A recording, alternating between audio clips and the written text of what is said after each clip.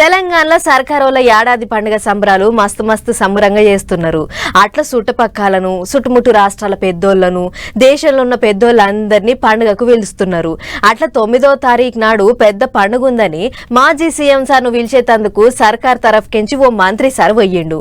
మరి గా మంత్రి సార్ ఎవళ్ళు పోయిన సారు మరి కేసీఆర్ సార్ను కలిసి పత్రిక ఇచ్చిండా లేదా అనేదంతా ఒక్కసారి అరుసుకునొద్దాం పార్రి. మంత్రి పొన్నం ప్రభాకర్ సారు మాజీ సీఎం కేసీఆర్ సార్ ఇంటికి పోయిండు.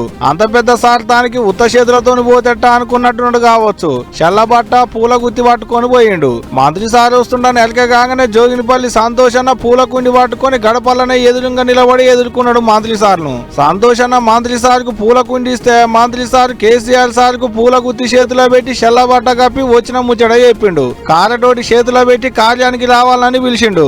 ఇంతకు కార్యం ఏందో ఎరికేనా? తెలంగాణ తల్లి బొమ్మకు రూపురేఖలు మార్చి కొత్తగా చెక్కిస్తున్నాం, 9వ తారీఖు నాడు నిలబెడతాం, రిబ్బన్లు కత్తిరిస్తామని చెప్పినుండే కదా మన సర్కారోళ్ళు. అట్లాగా బొమ్మను నిలబెట్టి రిబ్బన్ కత్తిరిచ్చే కార్యానికి రమ్మని పిలిచేందుకు పోయిండు అన్నట్టు. మరి గంత దూరం పోయి కారటైతే ఇచ్చి వచ్చినావు కానీ కేసీఆర్ సార్ మంచిగా అరుచుకుండా అనే ప్రభాకర్ అన్న కేసీఆర్ గారిని కలిసి ఆహ్వాన పత్రం ఇచ్చి తెలంగాణ తల్లి విగ్రహావిష్కరణకు రమ్మని కోరడం జరిగింది.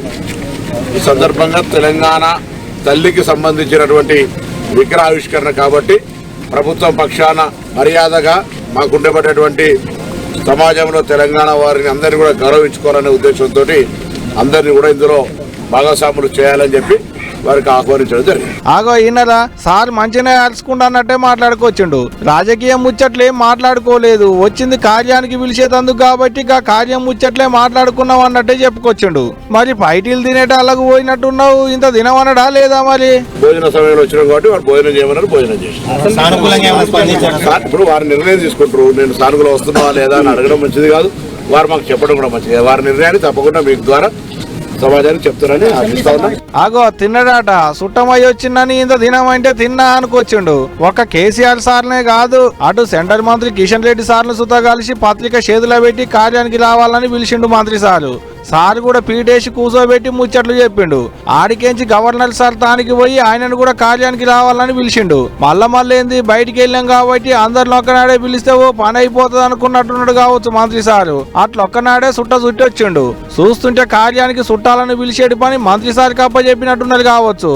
అందుకనే సారే ఎండల పడి తిరుగుకుంటా అందరినీ కార్యానికి రమ్మని పిలుస్తుండు అనుకుంటున్నారు ఇప్పుడు తెలంగాణ పబ్లిక్. చూస్తుంటే అట్టనే ఉన్నది మరి.